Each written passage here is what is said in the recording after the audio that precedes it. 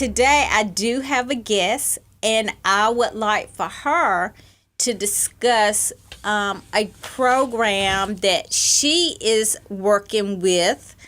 And it is one of those programs that will help families as well as youth in that prevention of alcohol abuse or drug abuse, and how it all relates to family dynamics and how it coexists with other mental health disorders. So I'm going to stop talking and I'm going to let Ms. Wims introduce herself and to discuss her program, because I think it would be a great program for you or someone you might know that lives in this area. Okay, Ms. Williams. Thank you for having me. My name is Adrienne Williams. I am the Empowering Youth and Families Program Assistant for Nash County, and it is an extension program. And I work at the Nash County Extension Center for Cooperative Extension with NC State. Our program's been here since we started in 2019. Wow. And we recruited families. The program targets or focuses on youth from ages 10 to 14 and working with their caregivers. We use the word caregiver because a family doesn't always consist of a mom and a dad. Yes. Sometimes it could be grandma taking care of her grandchildren, an uncle taking care of a niece or a nephew, or a cousin actually raising someone related to them. Or it could be blended families, stepchildren, stepfathers, step-parents, stepmothers. So whatever your family looks like, that's who we're trying to help. And we start with age 10 to 14. 10 to 14. We're focusing on the youth in middle school. And the research says that between the ages of 10 to 14 is when we start to develop our own little personalities, start to make choices separate from our parents, start to make decisions, whether good or bad, separate from our home environment.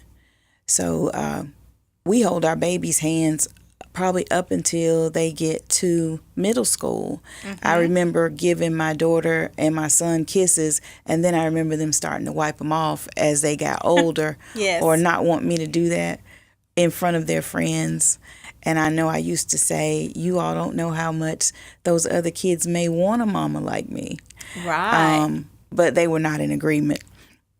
But that again, and then I wasn't working with this program, but then when we started talking about research, I thought, wow, that coincides with what they started doing as they got older. They start drifting away from us in terms of who they want to be and trying to figure out who they are, and they might want to figure that out separate from their parents.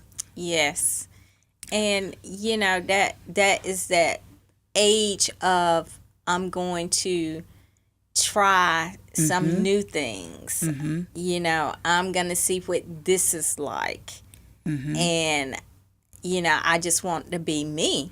I just want to be me, exactly. And, you know, when you said 10 to 14, and the data that I gave at age 14, by age 14, you know, 50% of kids, you know, are being diagnosed with some type of mental illness. So sometimes we overlook, oh, they're just acting like a teenager, versus there's something wrong.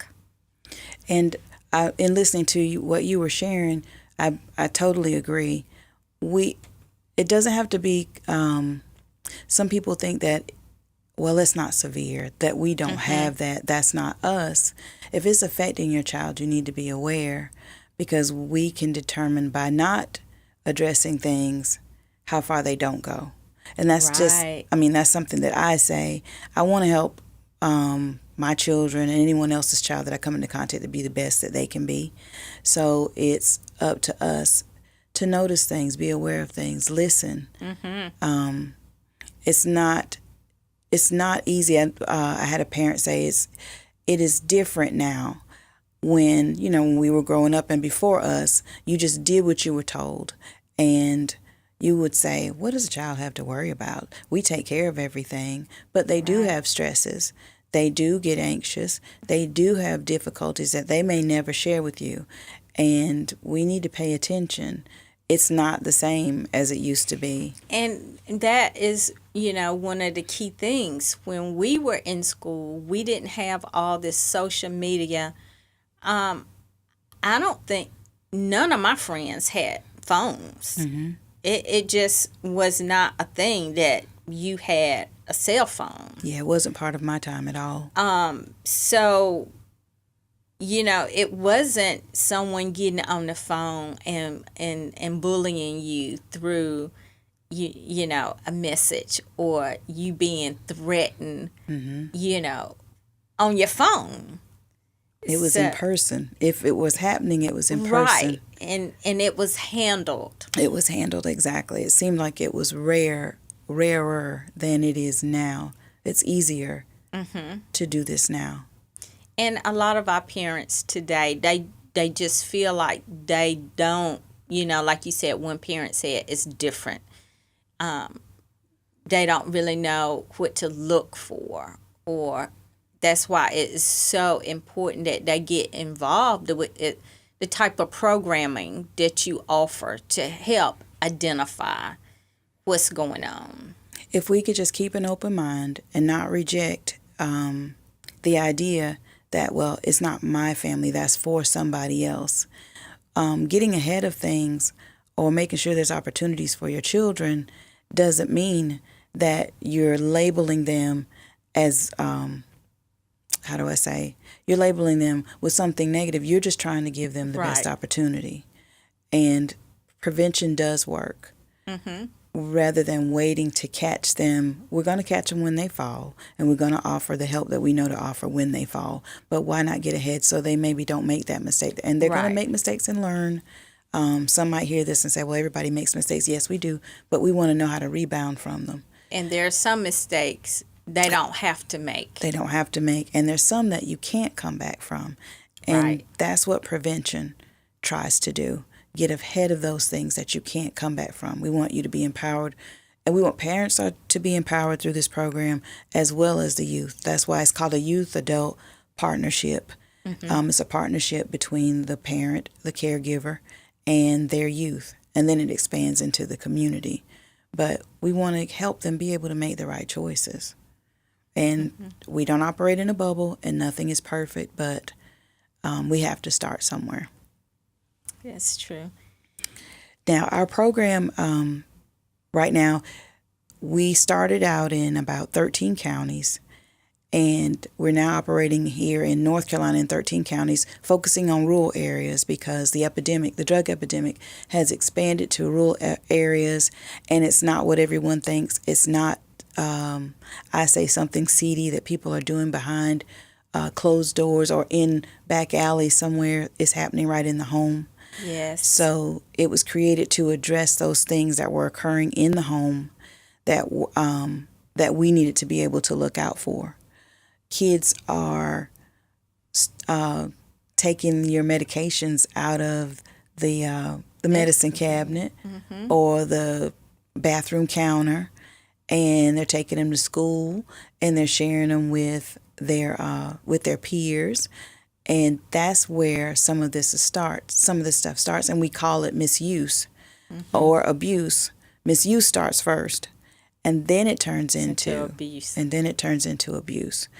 And we want to make children aware, and parents, we want to make them aware of the things that could happen and what's unsafe, and how we need to handle ourselves if we're approached by someone who says, you should take this little blue pill.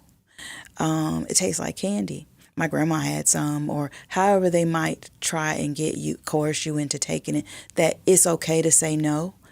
We have discussions with youth, and we have discussions with the adults, but we talk to them about how to say no, that it's okay to say no, that if this friend is asking you to do something that's that's not going to be good for you, that maybe that's not a good friend. Or maybe you can help them by showing them that no, I'm not going to do that. Let's go do something else. Trying to teach them how to be stronger in what choices they have to make, and learning to walk away and feeling good about that. Because sometimes it's difficult for children to say no, and difficult for them to walk away from things because they think, I might lose a friend. They're not going to like me. And to have that discussion with someone that's older, they think that we're out of touch. Of course. And Of course. show them that it's difficult for us too. We had to go through those things too. In our program and in the youth that I've worked with, they were really open to listening. It wasn't that way at first. They had to bond. The parents had to bond also. We do separate classes, separate discussions for the adults, separate discussions for the youth. We all come back together, and they go home and they try these new things out. We talk about actively listening instead of, I always reference, and my friends say it too, my grandma just told me what to do, and I did it. Right. There was no discussion. There was no, because that was talking back. Oh, yeah. But there's a way to do things where it's not talking back, and we're not talking about being defiant. We're talking about taking the opportunity to be involved in what's going on in your child's life. You indicated you asked your son when he came home what happened every day at school, asking him that so you could be involved, and so he knew that he needed to share. And so we talk about in these classes the open lines of communication. We want the youth to be aware. Mom and dad may be going through something too. They might have had a busy day. It's not that they're not listening to you. They have things that they're responsible for, and those things might be on their mind at the moment that you want to talk about what's going on with you. With the parents, we talk about children are changing during this period from 10 to 14, and we talk about the science behind the growth and the choices that they're making so that they can understand that it might not be as easy as me just telling them what to do and then just leaving them alone and hoping that they do it because I said so. Right. So, as you stated from the beginning that,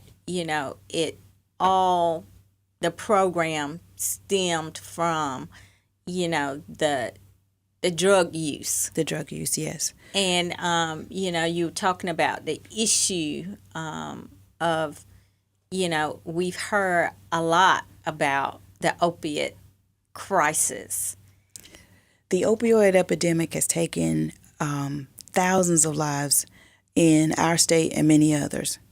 So at NC State and East Carolina and some other partner universities, they came together, Extension came together and thought, we reach a lot of children, and they offer many programs. But this was something that they weren't offering, and in the rural areas, they thought it was much needed because the crisis was sweeping through and taking family members away from families and affecting communities. And what better way to offer this to the families and their youth as a way to help these communities, educate them so they can be empowered. We've lost, the numbers have increased since before the epidemic. Not the epidemic, before the pandemic. So in 2019, it was approximately about 6 to 7 people dying a day from opioid overdoses. Since then, it is now, Josh Stein was at a meeting and quoted, our Attorney General stated that it is now 12 people dying a day.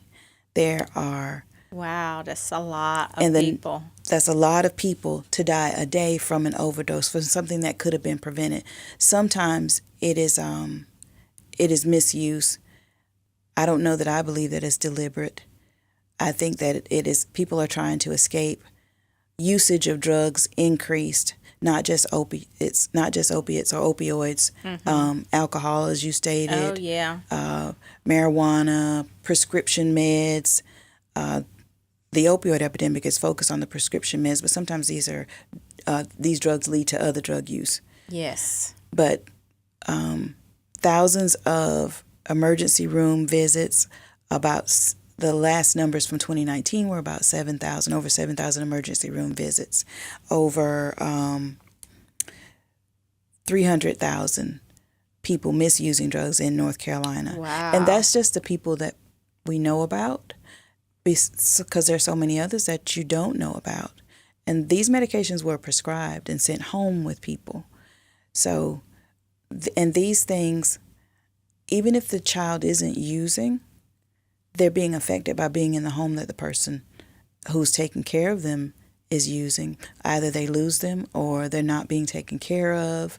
Now they're having to manage themselves. There's so many things that come out of neglect, because if you're not yourself, you're not able to take care of anyone. Right. Especially if you need help yourself and then you don't realize that now you've become dependent on some other substance to take care of you. So the issue that this program, Empowering Youth and Families, wanted to address is the extended rate that we were losing people in North Carolina. The challenges that the kids have are social media. You mentioned social media. They are bombarded with so many different messages that are not the same message that might be in your household, and then Right. you're not aware. We talk about that in our sessions. There's a session devoted completely to social media, because there's so much stuff that we're not aware of.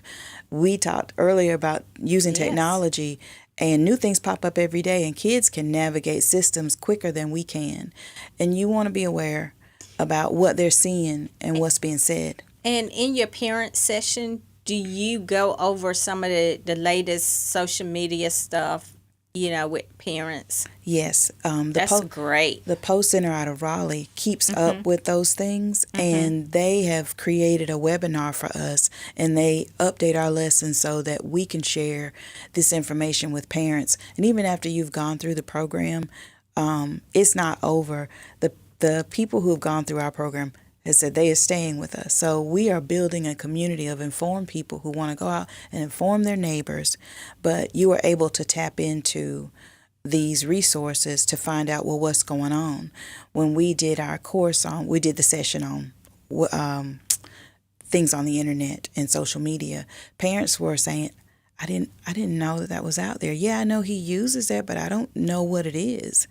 And we need to know what it is. That's not going to stop Right. everything, but we still need to be aware of the communications that are coming across to our kids.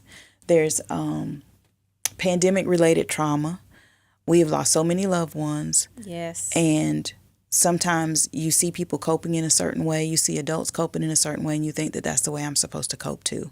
And that may or may not be a good thing. Yes, I mean, to add to that, if you are a teen and you're living in a household and you see your parents drinking, And if That's- it's good for them, then why I'm wouldn't gonna it be drink. good? Why wouldn't it be good for me? And we need to be aware that that's what we're communicating. We are our children's first teachers. Yes. And I have a child with special needs. He has autism. And I was a young parent who had to learn early on that I actually had a teacher who we became really great friends, but she was an advocate for him. But she said, "You are the expert. I know that I have a special education degree, but you are the expert on your child." Right. And to remain informed and to remain engaged is the only way that I could be the expert. I could not relegate that responsibility over to the school and say, well, they're supposed to know how to teach them. Right. I think that we're all differently abled. That I don't like the word disabled. I think we're all differently able because my son has gifts that I don't have. Right. I have gifts that he doesn't have, but we're all supposed to make sure that we can all be our best. So I had to, as I said earlier, I had to learn early on that I was going to be the one who knew Tyler best, which meant I had to be firm in how I shared information so that he could get, or I could do the best that I could to get what he needs. So this talks about, because I advocated for him, he's now 30, and he's amazing, but we won't take up the podcast to talk about my amazing son, Tyler. Advocating for him made me want to help others, because when I was helping other parents in talking about, well, this is what we need to do so that they can get this at school, or this is what we need to do in terms of services. It just created a fire inside me to want to just keep helping people. It just empowers you to make sure that people know what they need to know. Now, how they use it, you can't control that, but it felt good for me to share.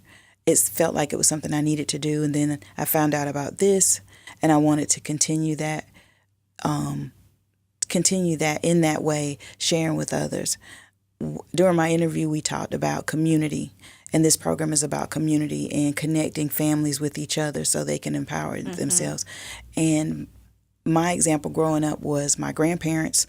The church was the center Yes. of everything they learned. So when they were talking about voting, when they were talking about, we lived on a farm, when they were talking about opportunities for different things on the farm, it came from their friends at the church.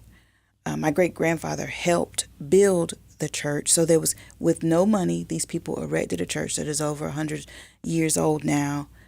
But they did that together. And they got their information. When it was time to go vote, there was cars taking people who didn't have a ride to the polls so that they could vote. And this was about community. When there was something to help someone who was sick, we saw everybody taking care of each other and nurturing each other. And that's what when I read the information, I thought that's what this should be, because we're talking about connecting people in the community so they can empower themselves. And that is one of the reasons why I do this podcast, keeping it real, coming from the church. You know, we are a community, and we have to do what's best for our culture, for our kids, and our community. Exactly. And it's programs like this that help build our community. Exactly. The first families I had through the program, they came in, they graduated. We went through 10 weeks. Then we go to Confluence, where they meet families from all over the state who are doing the same things that they're doing. And they talk to them about their communities and how they're going to grow their efforts to come back and share so people can be empowered. We're talking about when you go to your doctor that you need to speak up. I'm the expert on this pain that's going through me, and I'm trying to communicate that to you. And you could tell me something that doesn't even relate to you, the doctor, to how I'm feeling. Right. Or are there alternatives for what you're getting ready to prescribe, because that might not be good for me. And we need to know that we have that right. You're paying someone for a service, but you're made to feel like they're in charge of you. No, they're helping you come to a decision about your care.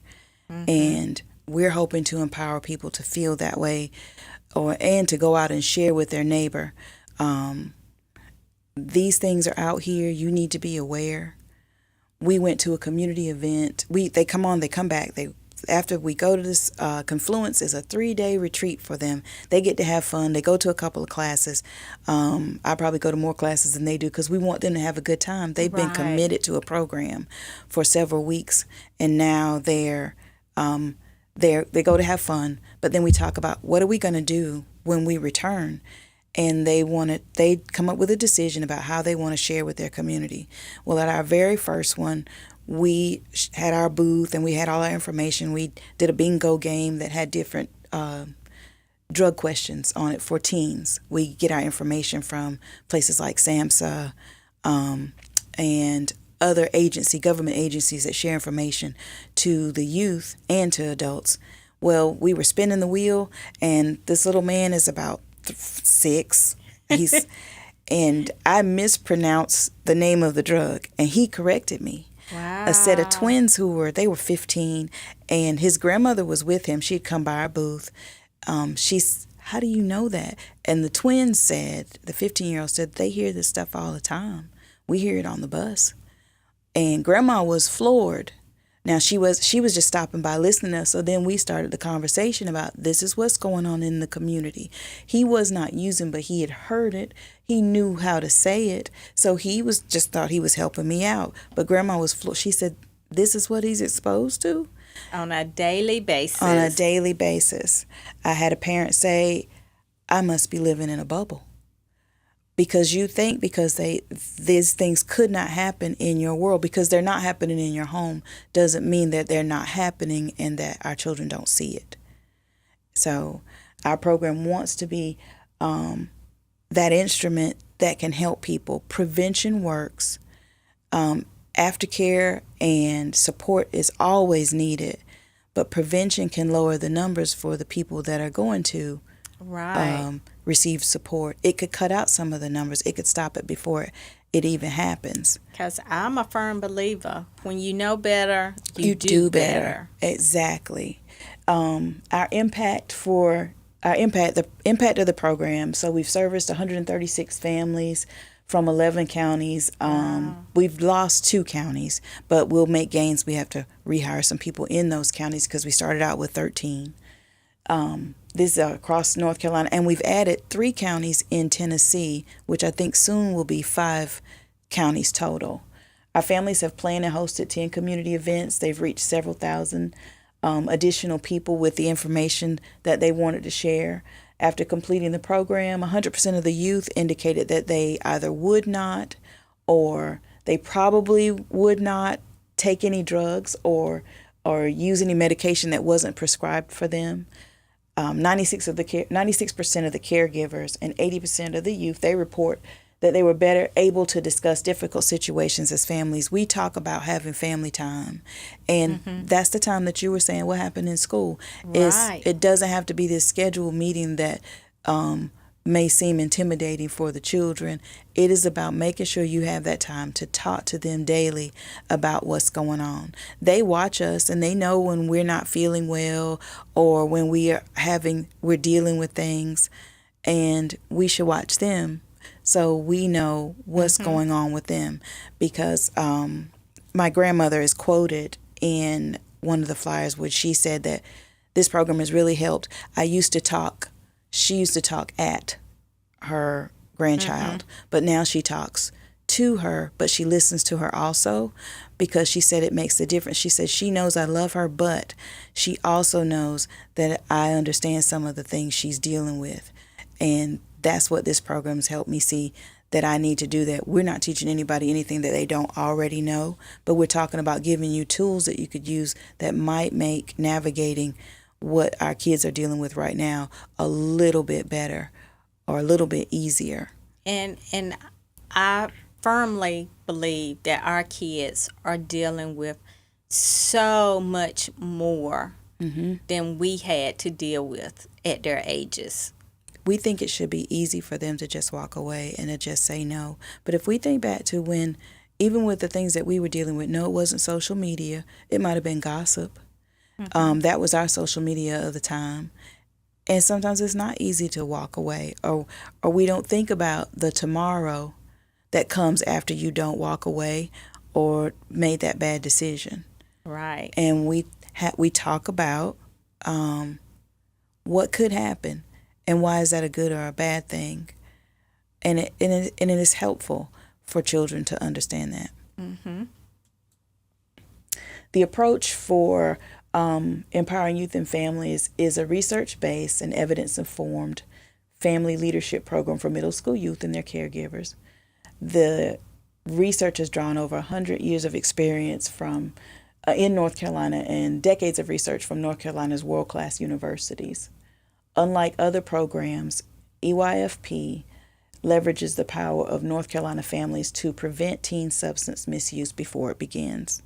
And that's our biggest focus, because we know what the epidemic has done, and we're trying to curb this so we don't see this again.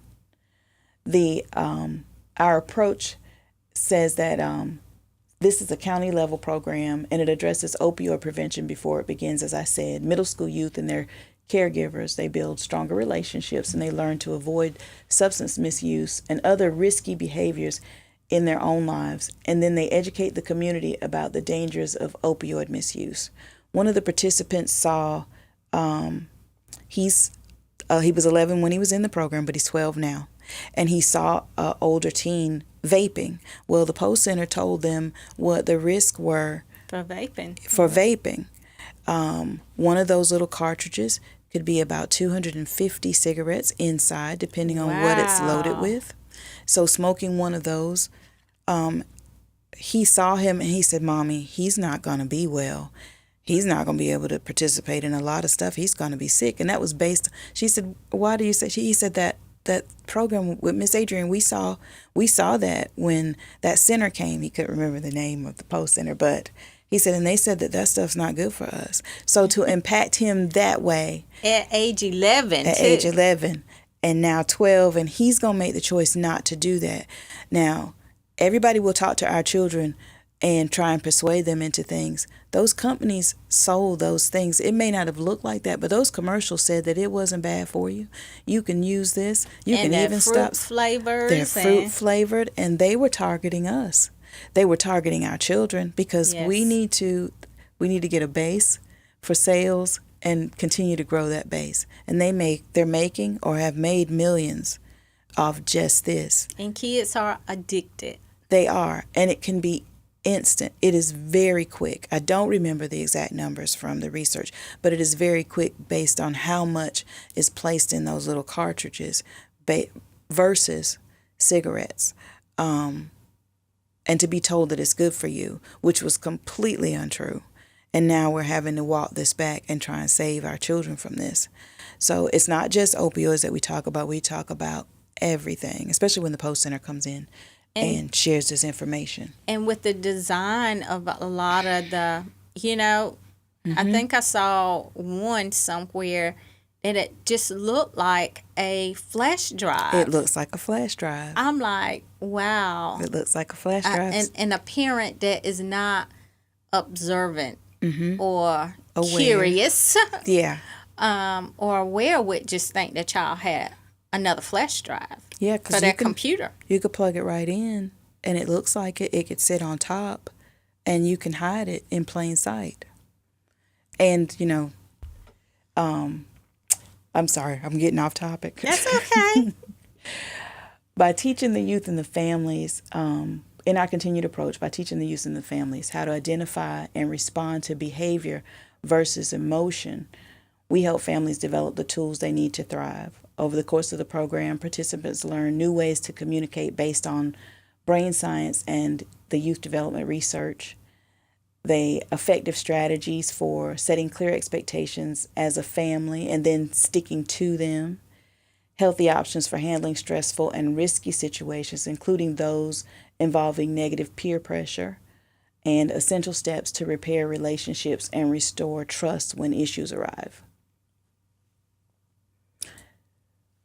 Our outcomes: as a result, families are better able to problem solve as a family. They're more likely to keep medicines locked up at home.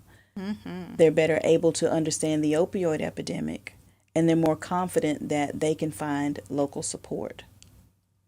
So if a family came to me after seeing the podcast and say, "Oh, Miss Tinger, I would love to be a part of that program," what are the steps I need to tell them they need to go through?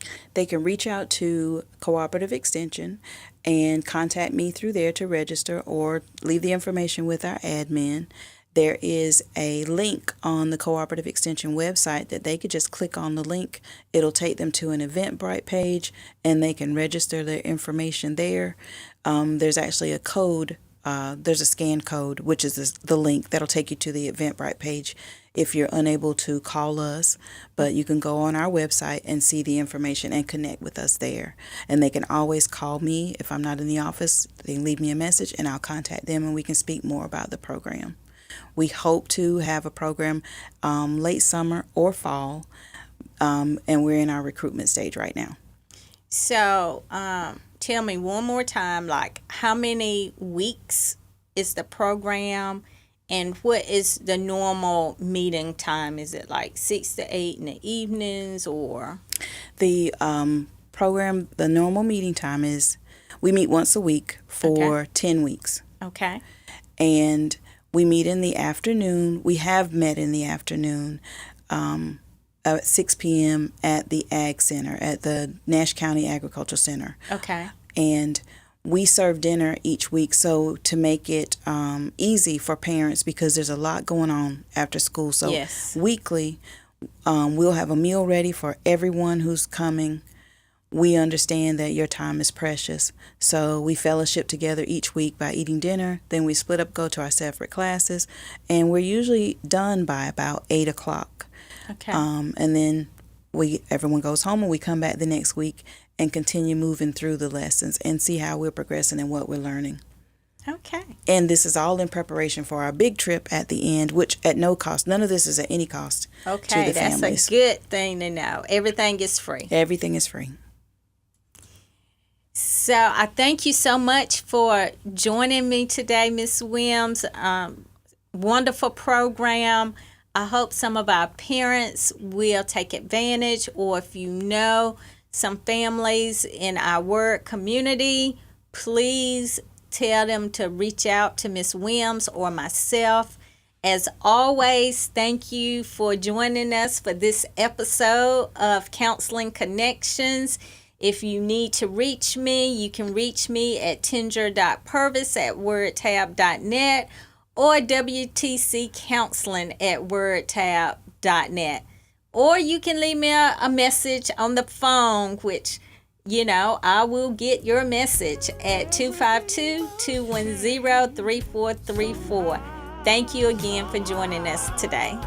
Let's just talk for a minute. Let's just share